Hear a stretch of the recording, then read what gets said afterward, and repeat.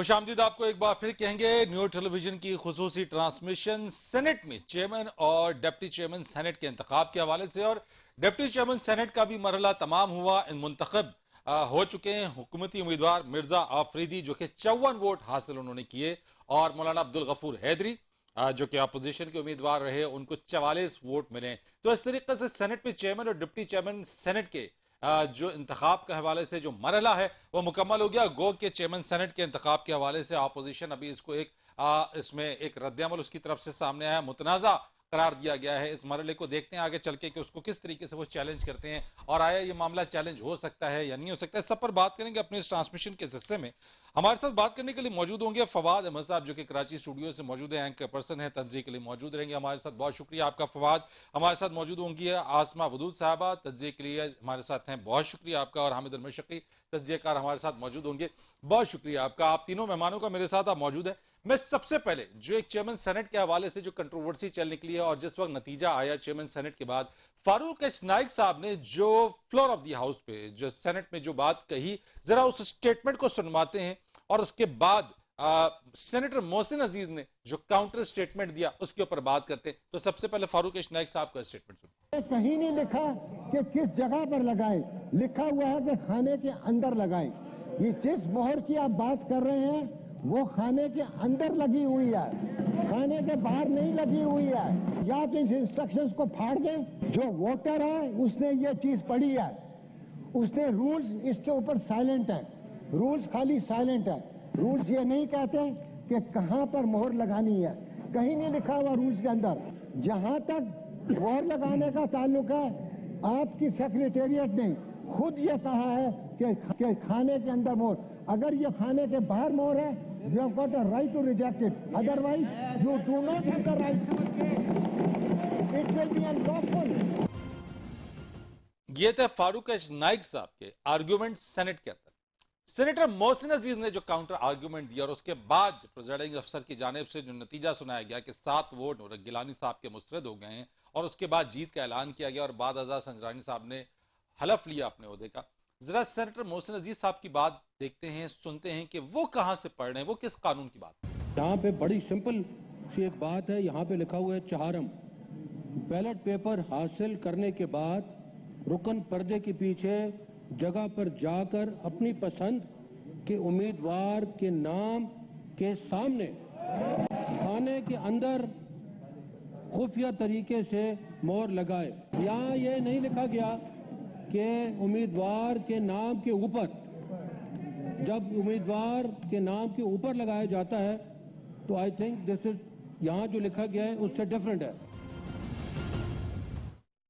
दो आर्ग्यूमेंट सुने आपने। फवाद, आपने ये बात सुनी, यहाँ पे एक मतनाजा बड़ा बन गया है ये जो चेयरमैन सेनेट का जो इंतखाब है, और उसके ऊपर अपोजिशन कह रही है कि इसको चैलेंज भी करेंगे। तो मैं आपकी तरफ आने से पहले जरा सबसे पहले इरफान कादिर साहब मेरे साथ मौजूद हैं, माहिर कानून है, साबिक अटॉर्नी जनरल भी रहे हैं। इरफान साहब, बहुत शुक्रिया आपका।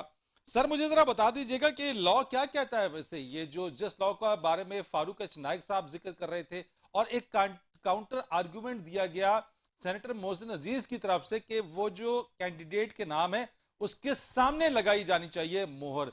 तो मुझे बताएं लॉ क्या कहता है, अगर ऊपर नाम के लग जाए तो वो वोट रिजेक्टेड हो जाता है जैसे आज हुआ?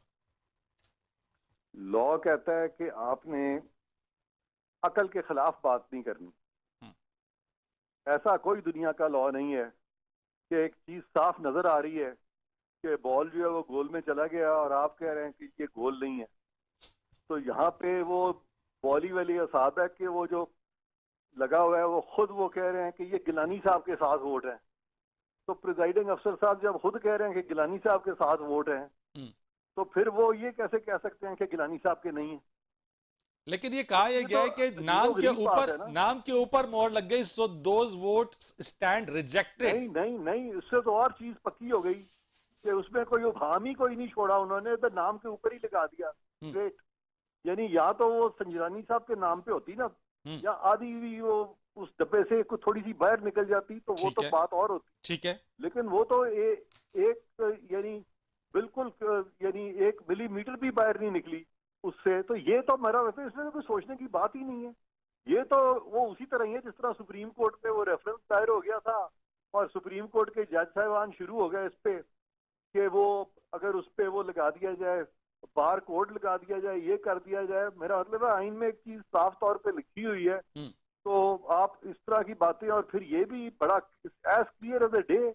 मैं तो समझता हूँ गिलानी साहब जो है वो चेयरमैन सेनेट बन गए हुए हैं इस वक्त। लेकिन वही है सर, ये चेयरमैन जो सेनेट। सेनेटर मोहसिन अजीज साहब जो काउंटर आर्ग्यूमेंट दे रहे थे, जिसमें उन्होंने पढ़ के सुना है, वो किस चीज को पढ़ रहे थे, वो कहां से पढ़ रहे थे? देखें, वो मैंने वो भी बल्कि इंटरेस्टिंग भी वो पढ़ा है अभी। लोग, मुझे एक दो लोगों को मैंने कहा अभी पढ़ के मुझे सुनाओ, उन्होंने मुझे पढ़ के सुनाया। हाँ। उसमें लिखा हुआ है कि उस डब्बे पे जिस पे के नाम है, तो उस डब्बे पे ही किया गया ना। ये तो नहीं लिखा हुआ कि जिस पे नाम है उसके सामने वाले डब्बे, सामने वाले डब्बे का तो जिक्र नहीं है। हाँ। अगर वो आप अपने सामने तहरीर रख लें तो आप देख लें। बल्कि इलेक्शन में वोट किस तरह कास्ट करना है, ये सारा पूरा तरीकाकार जो है मैंने अभी नेट पे भी देखा है। वो जो पिछले चीफ इलेक्शन कमिश्नर थे आज से चंद साल पहले, फखरुद्दीन जी इब्राहिम मरहूम, तो उन्होंने उस पर एक इंस्ट्रक्शन इशू की थी और उसमें भी यही लिखा हुआ है कि, और फिर मुझे अभी पता चला है कि वो फैसला एक सुप्रीम कोर्ट का भी आ चुका है इस पे, और उसमें उन्होंने कहा है कि अगर उस पे नाम पे भी अगर आपने मोहर लगा दिया तो वो वोट भी ठीक है। ये इंटेंशन जाहिर हो जानी चाहिए वोटर की को उसने। ये सर, ये जिसकी आप बात कर रहे हैं, अगर मैं भी उसका रेफरेंस दूं, ये मेरे सामने भी है, जिसमें डॉक्टर शेर अफगन केस का फैसला है, उसका फैसला है। आप उसी की तरफ तो इशारा नहीं कर रहे? गालिबन वही होगा, बिल्कुल। ये इतना देखें, यू डोंट नीड के सुप्रीम कोर्ट का, ये तो एक कॉमन सेंस की बात है। कॉमन सेंस के खिलाफ तो ना सुप्रीम कोर्ट जा सकती है ना पाकिस्तान का आइन तो जा सर, अब सकता है। होना क्या चाहिए? अगर आप ये कह रहे हैं और जिस केस के रेफरेंस जो रेफर आप कर रहे हैं, जिसका रेफरेंस आप दे रहे हैं, अब मुझे बताएं कि अब होगा क्या? क्या ये चीज कहीं पे चैलेंज की जा सकती है? सबसे अच्छा तो ये है, संजरानी साहब जो उनको चाहिए फौरन स्टेप डाउन करें और गिलानी साहब को कल ओथ दिला दें। ये तो सबसे अकल की बात होगी। ये तो आइडियल सिचुएशन है सर, लेकिन आइडियल है, आइडियल हाँ। सिचुएशन कहां होती है सर? ये तो वरना देखें, अगर गिलानी साहब अगर वो नहीं भी, अगर वो कल ओथ उठाते तो उनकी सेहत को तो कोई फर्क नहीं पड़ता, क्योंकि इन एनी केस मेजोरिटी तो इस वक्त उन्हीं के पास है ना। अच्छा, चैलेंज कहां हो सकता है सर? ये मैं आपसे जरा पूछना चाहता हूँ। हाँ, अब ये बड़ा इंटरेस्टिंग है कि वो के इस तरह की चीजें जो, यानी ये जो सेनेट के फैसले हैं या ये वो है, नॉर्मली तो ये सुप्रीम कोर्ट तो एक हायरार्की डिफरेंट है। जैसे एक फमीदा मिर्जा का फैसला जो गिलानी साहब के वक्त में हुआ, जिसमें उन्होंने कहा कि गिलानी साहब नाअहल नहीं है, तो लोगों ने वो भी चैलेंज कर दिया इफ्तिखार चौधरी के सामने। हालांकि फमीदा मिर्जा का वो फैसला ठीक था। तो अगर फमीदा मिर्जा का ठीक फैसला चैलेंज हो सकता है और उसको सुप्रीम कोर्ट उड़ा सकता है, खत्म कर सकता है, तो ये तो प्रिजाइडिंग अफसर का फैसला, ये तो स्पीकर का या चेयरमैन सेनेट का है ही नहीं। ठीक है। तो प्रिजाइडिंग अफसर का जो गलत फैसला है उसको क्यों नहीं फिर सुप्रीम कोर्ट उड़ा सकती? अच्छा, ये चैलेंज मैं आपसे सिर्फ पूछना चाहता हूं सर, क्योंकि कुछ हल्के, कुछ जगहों पे ये बात चल रही है कि ये फैसला चैलेंज नहीं हो सकता। मैं आपसे पूछना चाहता हूं कि ये फैसला चैलेंज हो सकता है या नहीं हो सकता? मैं ये चैलेंज हो सकता है, क्योंकि ये फैसला जो है ये परवर्स है, ये बदनीयती पे मबनी है। कि वो जो भाई साहब हैं वहां बैठे हुए थे, प्रिजाइडिंग अफसर साहब, वो कैसे कह सकते हैं कि एकदम उन्होंने रूलिंग दे दी बगैर सोचे समझे हुए? नायक साहब का मौकफ जो है वो बिल्कुल ठीक था। वो कि वो उस वक्त डेफिनेटली वो मतलब एक्साइट हुए थे, लेकिन बात ठीक कर रहे थे नायक साहब। राइट सर, बहुत शुक्रिया आपका इरफान कादिर साहब। आपसे ये लीगल जो कानूनी राय थी वो हमने लेनी थी, जो आपने बता दिया कि ये फैसला चैलेंज हो सकता है। आसमा बदूद साहिबा, आप मुझे जरा बताइएगा कि ये इस वक्त जो मामला चल निकला है, फवाद साहब मैं आपकी तरफ जरा आता हूं, मैं आसमा से जरा पॉइंट ऑफ व्यू ले लूं, देन मैं आपकी तरफ आऊंगा। ये मुझे आसमा बता दीजिए कि ये चीज जो अब आई है गवर्नमेंट की तरफ से संजरानी साहब और उसके ऊपर चैलेंज करने के हवाले से, लीगल पॉइंट ऑफ व्यू पे तो इरफान कादिर साहब ने कह दिया कि चैलेंज हो सकता है। आप समझती है कि एक ऐसी चीज है जो कि एक नया पेंडोरा बॉक्स खुल जाएगा?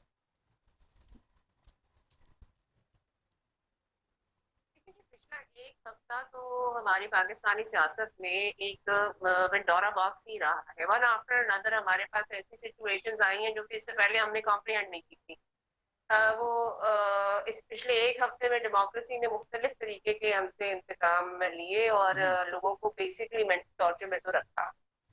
आपके सिस्टम में इतनी लूप्स, रिडल, हर्डल्स हैं कि आप किसी चीज को ना ब्लैक को ब्लैक कह सकते हैं ना व्हाइट को व्हाइट कह सकते हैं। हम एक ग्रे जोन में ही लाई करते हैं हमेशा। अभी भी हम, जब ये सेनेट का इलेक्शन जब से शुरू हुआ है तब से आप देख लीजिए अभी तक उससे एक सेनेट की इलेक्शन से पहले की जो इवनिंग थी, वहां से लेकर अभी तक एक वो रोलर कोस्टर राइड है हमारी पॉलिटिकल सिस्टम। और उसमें हमने इसका dark side we have witness, क्योंकि अब एक बहुत ही ट्रेजेडी है हमारे सिस्टम की, कि अब सिस्टम की तमाम जितने भी आपके छुपे एक वो हर्डल्स थे ना, छुपे हुए रिडल्स थे, वो लोगों के सामने आ हो गए, उन्हें अच्छा, आपने भी देखा होगा जो वोट मुस्तरद होने वाली जो जो सूरत हाल है, आपने भी देखा होगा जो इंस्ट्रक्शंस लिखी हुई थी और उसके बाद जो एक वोट की इमेज सैयद यूसुफ रजा गिलानी साहब के नाम के ऊपर मोहर लगी हुई, और उसी तरह के वोट्स फर्दर जो हैं वो 7 रिजेक्ट हुए हैं। आपकी राय में, आपके एनालिसिस में, चीजों में, क्या बाकी नाम के ऊपर अगर मोहर लग गई है तो वो रिजेक्टेड है, जिस तरीके से आज के केस में हमने देखा है? देखिए जी, मैं तो इस वाले कॉन्सेप्ट पे इतना बिलीव ही नहीं करती। इससे रिलेटेड आपके जहन में बहुत सी कंस्पिरेसी थ्योरीज उभरती हैं। आप सोचिए, अगर आप वोट देने जाएं या जब मैं वोट देने जाती हूँ, तो हमारी रिस्पॉन्सिबिलिटी क्या है, हम किस तरह वोट देते हैं। मेरे लिए तो एक एक मिनट इतना इंपॉर्टेंट होता है कि ये कागज मेरे हाथ में है, ये अपनी जगह पहुंच जाए, और इससे इस रिस्पॉन्सिबिलिटी से मैं एक रिस्पॉन्सिबल सिटीजन के तौर पे मैं इसे फुलफिल कर दूं। राइट। अब ये जो पूरी सिचुएशन हमें नजर आ रही, इसमें मोहर कहाँ लगी, किस तरह लगी, वो कैसे उसका जुडिशियल और लेजिस्लेटिव और इसका मजीद इसको हम कैसे बिगिन करेंगे, लेकिन उसके अलावा रिस्पॉन्सिबिलिटी कहाँ है। और अगर रिस्पॉन्सिबिलिटी नहीं है तो उससे रिलेटेड जितनी भी कंस्पिरेसी थ्योरीज मार्केट में आएंगी, उनके ऊपर थोड़ा थोड़ा ध्यान तो जाएगा। राइट। फवाद साहब, मैं आपकी तरफ जरा आता हूं, आज किसकी जीत हुई और किसकी हार हुई? सर, ना हार का पता है ना जीत का पता है, मैच अभी भी फंसा हुआ है। देखिए, मेरा तज्जिया या किसी सियासी कारकुन का तज्जिया या किसी सहाफी का तज्जिया, उसमें कोई ना कोई बायसनेस हो सकती है, लेकिन कानून तो एक किताब के अंदर लिखा है, उसने किताब के मुताबिक अमल करना है। और कानून वही लोग बता सकते हैं जो कानून जानते हो, फिर चाहे वो फिर इरफान कादिर साहब हो, चाहे फिर वो कमर दिलशाद साहब हो जो थोड़ी देर पहले जिनकी मैंने गुफ्तगू कहीं पर सुनी, या फिर वो ट्वीट हो मोहसिन शाहनवाज रांझा साहब का जो खुद बैरिस्टर है, जिन्होंने जो एक डॉक्टर शेर अफगन न्याजी केस का हवाला दिया 1989 के किसी एक चीफ कोर्ट रूल का एक उन्होंने हवाला दिया।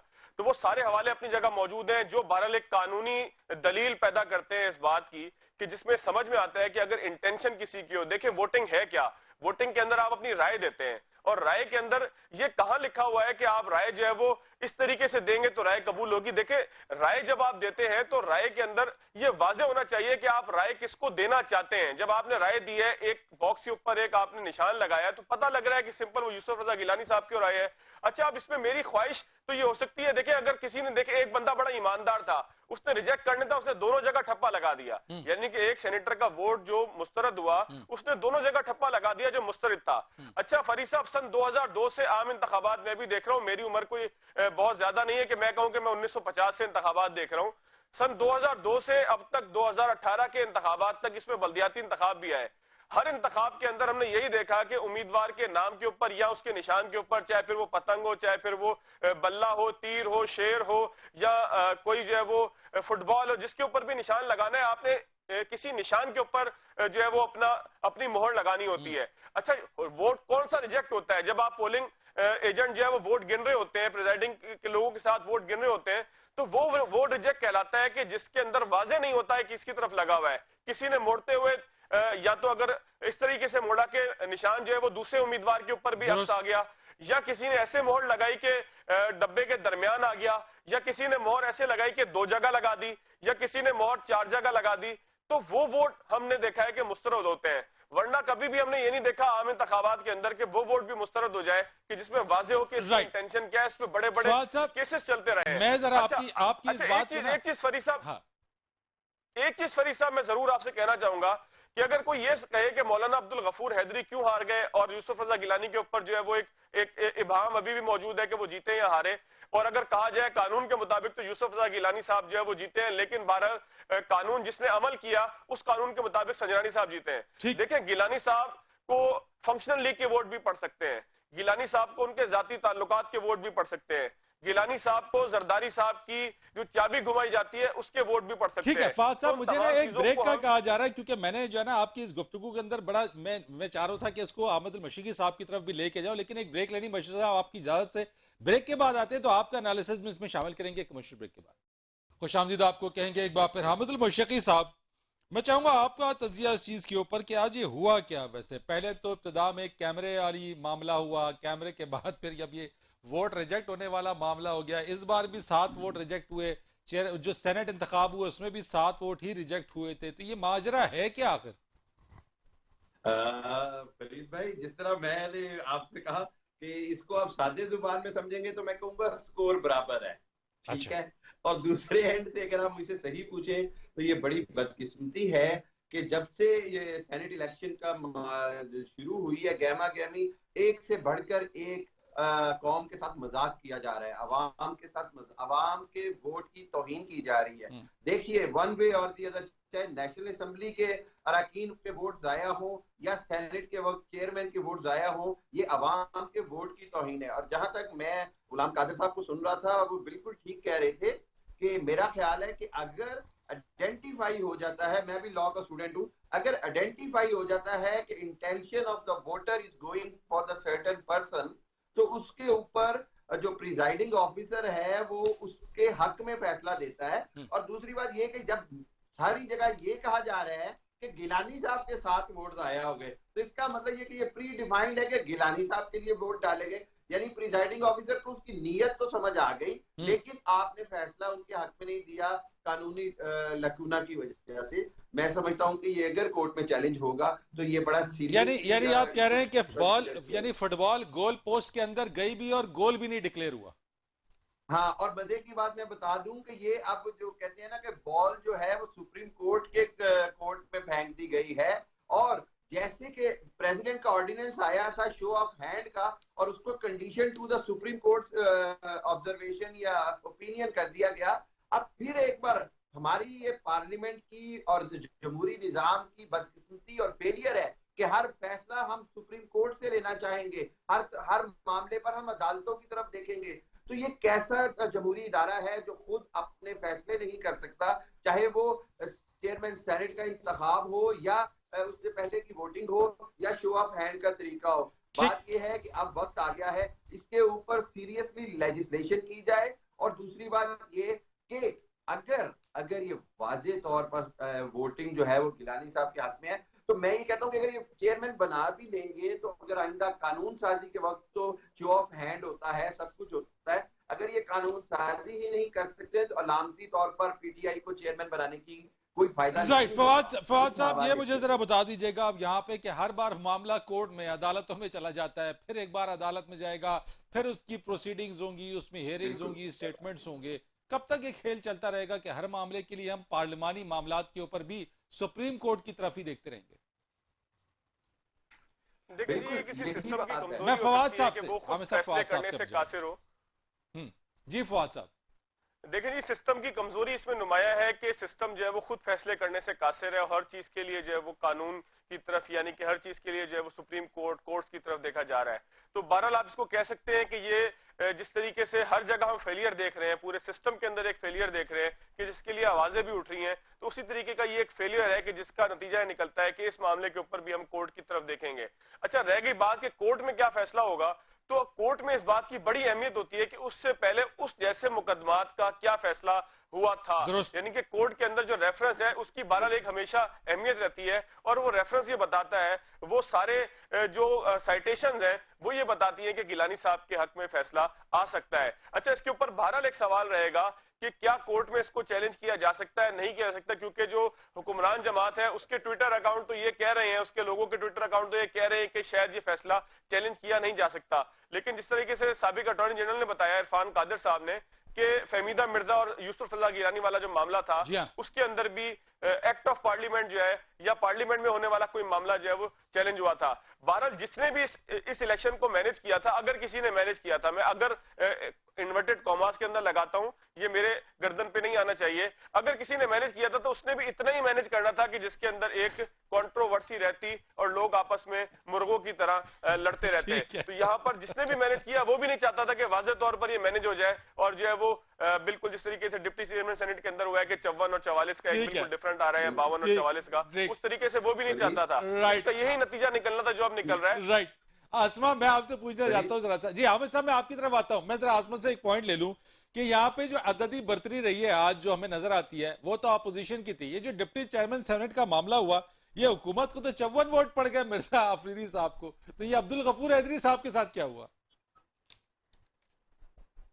देखिए, यहाँ पे हम एक बहुत ही ऑप्टिमिस्टिक सिनेरियो में सारी चीजें देख रहे हैं। हम ये भी एक्सेप्ट करें कि जो ऑब्वियस आपको नजर आ गया कि गिलानी साहब को वोट पड़ा है तो वो गिलानी साहब का ही वोट होगा। लेकिन हम एक बहुत ही इंपॉर्टेंट है कि मैं लॉ का not law student but I am leadership and political sciences में एक स्टूडेंट हूँ। तो उस लिहाज से एक और बहुत इंपॉर्टेंट सिग्निफिकेंट चीज होती है मैल इंटेंशन नजर आना। ये 7 वोट आइडेंटिफाइबल हैं। जिसने ये वोट डाला है उसे पता है कि ये मैंने वोट डाला है, राइट? आइडेंटिफाइबल है ना, बाकी सबसे अलग है। ठीक है। तो यहाँ पे अगर कोई इंटेंशन इस वोट डालने के पीछे है जो कि ऑब्वियसली एक गोल पोस्ट में जा रहा है, जैसे फवाद साहब ने कहा, जरूरी नहीं है कि उन्हें पीडीएम के ही वोट डले हो सकता है उन्हें की तरफ से भी वोट आए हो, लेकिन यहाँ पे एक ऑब्वियस मैल इंटेंशन, एक विजिबिलिटी अपने वोट की सामने ला के रखनी जरूरी है। राइट आसमा, मैं कतई कलामी की माजरत चाहता हूँ, बस शॉर्ट कमेंट लूंगा हामिद साहब से because we are running short of time. Hamid साहब, माल इंटेंशन की बात करिए आसमा साहब, बस short comment with in 5 seconds. जी, माल इंटेंशन जो है